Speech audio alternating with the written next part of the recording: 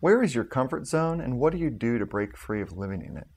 I broke out of my comfort zone when I graduated from college because I decided that instead of following the kind of pre-described path of starting to interview and starting to work and working towards a certain career goal and then retiring, whatever, that I just completely broke away from that, and that's when I started to travel. So I think buying a one-way ticket to China is a great way for anybody out there to break out of their comfort zone. And I've always respected those that have been able to do that on a professional level or on a personal level.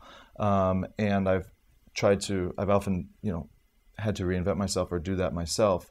And that constantly thinking, okay, what can I do to challenge myself? What can I do to present a whole new set of stimuli or opportunities? And so as I continued to travel, I realized that I wanted to find a way to live abroad and continue to seek out a new comfort zone. But at the same time, I had this job. I was a beer vendor in Chicago at the baseball stadiums, which was fantastic. I was able to go home every summer, make money. It was easy. I'd go home, I could live with my mother, I could save my money, and then I could go travel and do my philanthropy work and everything, which was a great lifestyle, and I wouldn't trade it for anything. But it got to the point where I realized, okay, I've been doing this for 17 years now, and I could see the guys around me, some of which are, been doing it for 30 years, and they're in their 50s or they're in their 60s, and they got the bad knees and the bad back, and they're kind of, humbling around there. And I realized I don't want to do that. I want to do more in my life than be a beer vendor. So I had to really step out of my comfort zone and walk away from this job. And my cohorts assured me, they're like, "All right, dude, you'll be back next year. We'll see you next year." I said, "Well, never say never, but I feel like I'm making this move. I got to do it." Yeah. I knew there's only one way to do it, and that is, walk away and just cold turkey.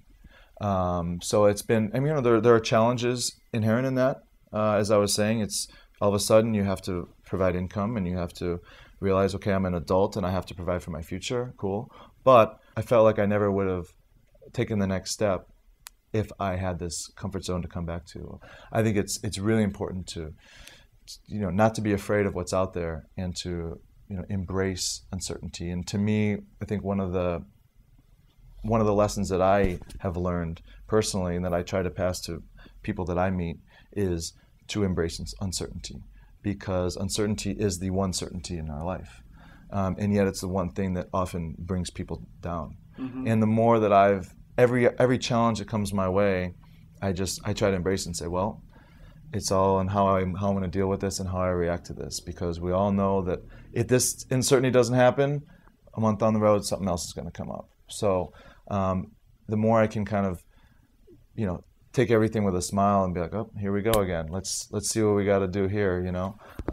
It's really helped me just find my place in the world. And so I'd say that, being ready for the unexpected and having confidence in yourself and having confidence in the fact that, okay, things are going to work out in the end. Mm-hmm. We often stress about these little things, and then we look back 10 years later and I'm like, I can't believe I got so stressed out about that, because right. Look, it doesn't even matter. Right. So I try to keep that mindset, which has really enriched me, I think, as a person.